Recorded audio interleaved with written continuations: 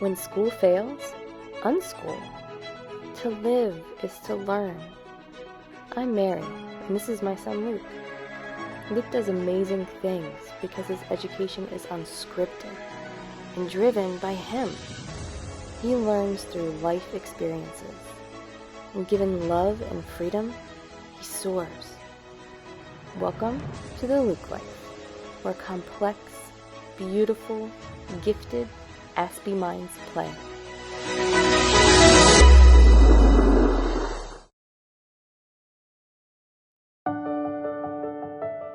So you have all these Europeans that wanted a stake in the new land they found called America.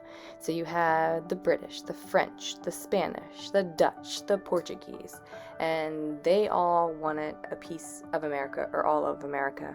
So they kind of battled out until the British won.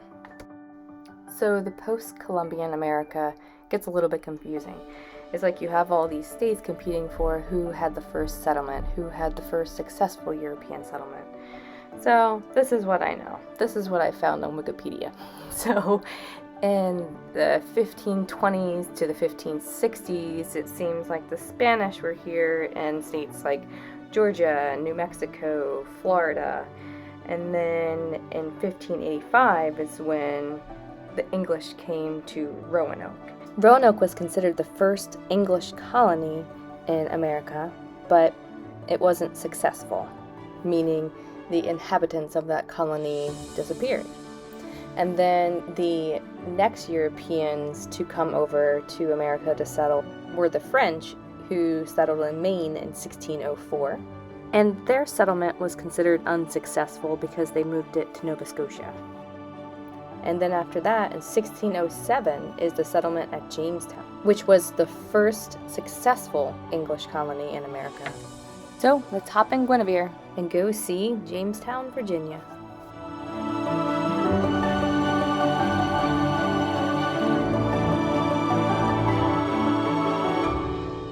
Welcome to Chickahominy Riverfront Park in nearby Williamsburg, Virginia.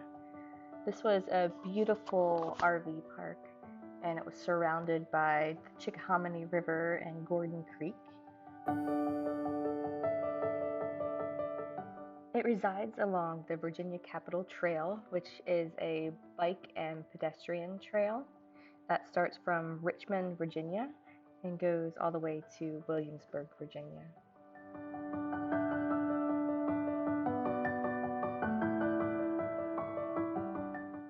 And you can see where the Chickahominy Riverfront Park is in relation to Jamestown and Williamsburg, Virginia.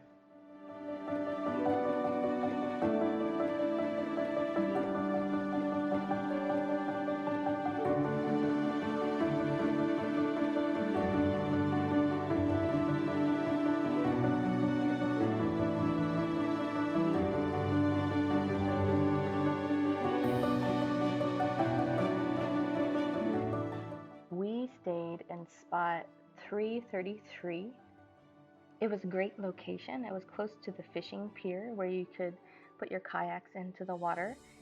If we had to do it again, I would reserve ahead of time and I would try to get spot 331, which is a really awesome spot because it's right beside the fishing pier and it has a great view of the water.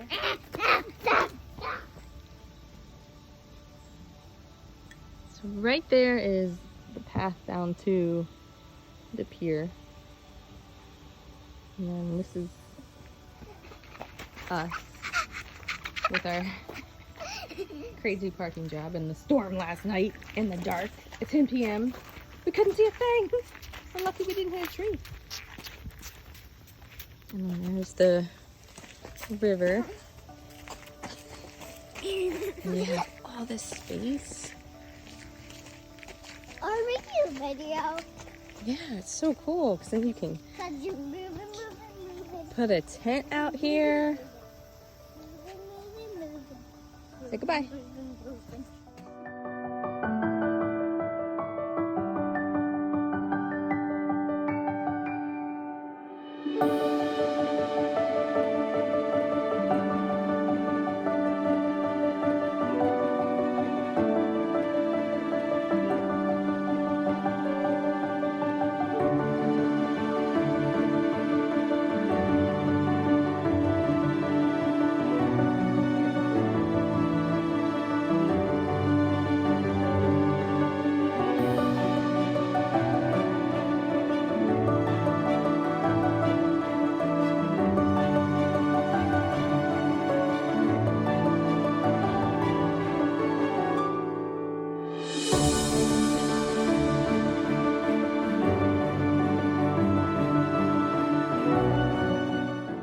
first part of the tour, we went to see Jamestown Island.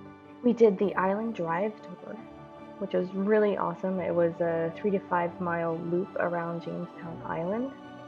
Here you can see the beautiful wooden bridges on the trail, and you can look out your window and look at the beautiful wetlands and the nature. Here Luke is explaining to Lilia the historic significance of Black Point. It's the part of Jamestown Island that was first seen by the colonists as they sailed up the river in 1607. This was really special to be able to step foot on the part of the land that the colonists first saw. You could stand out at the end of this point and look out the water and just imagine seeing the 3 ships sail in. The Susan Constant, the Godspeed, and the Discovery. The Susan Constant was the flagship and the largest of the 3 ships. And here we got to tour a recreation of the Susan Constant. These recreations were at the Jamestown Settlement Museum.